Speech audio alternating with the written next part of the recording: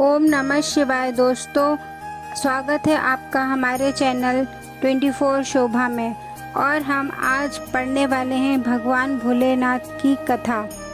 एक बार एक साहूकार भगवान भोलेनाथ का बहुत बड़ा भक्त था। उसके पास बहुत पैसा था, लेकिन उसकी कोई संतान नहीं थी। वो हर रोज भोलेनाथ की पूजा अर्चना करता और शिव जी के समक्ष रोज दीपक भी जलाता था। साहूकार की केवल यही इच्छा थी कि उसके घर संतान हो। साहूकार की भक्ति देखकर माँ पार्वती ने भोलेनाथ को कहा, आपका यह भक्त दुखी है, आपको इसकी इच्छा पूरी करनी चाहिए।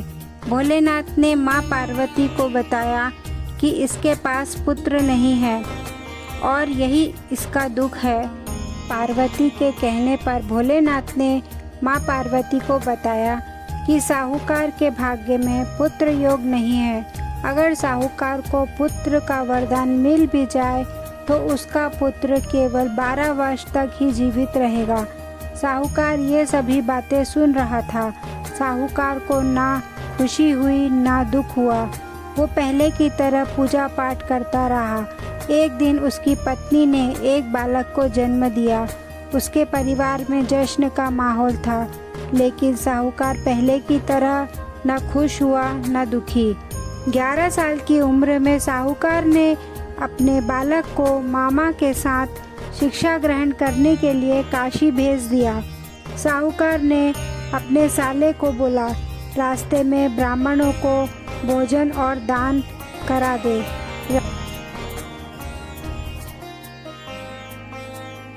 काशी के रास्ते में एक राजकुमारी का विवाह हो रहा था, जिसका दूल्हा एक आंख से काना था।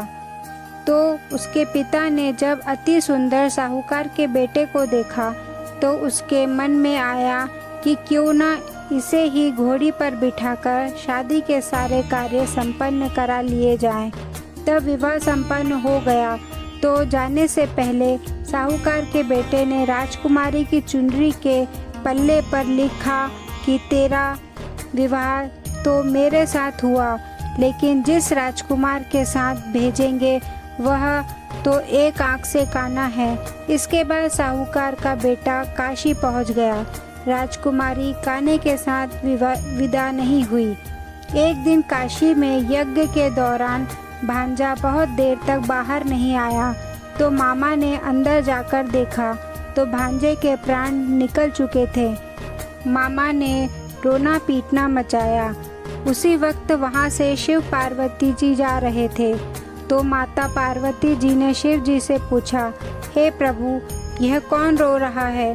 तभी उन्हें पता चला कि यह तो भोलेनाथ के आशीर्वाद से जन्मा साहूकार का पुत्र है।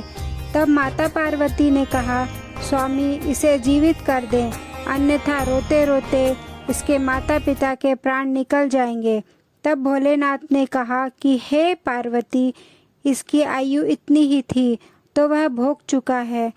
लेकिन माँ पार्वती के बार बार कहने पर भोलेनाथ ने उसे जीवित कर दिया।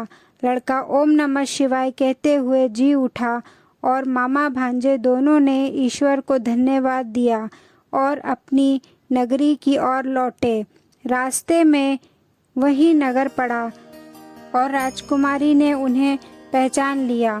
तब राजा ने राजकुमारी को साहूकार के बेटे के साथ बहुत सारे धन धान्य के साथ विदा किया। उसके बाद वे अपने गांव पहुँचे, जहां साहूकार अपने बेटे और बहू को देखकर बहुत खुश हुआ। उसी रात साहूकार को स्वप्न में शिवजी ने दर्शन दिए और कहा कि मैं तुम्हारे पूजा से बहुत प्रसन्न हुआ। इस प्रकार जो भी व्यक्ति इस कथा को पढ़ेगा या सुनेगा, उसके समस्त दुख दूर हो जाएंगे और मनवांछित सभी कामनाएं की पूर्ति होगी। ओम नमः शिवाय। ओम नमः शिवाय।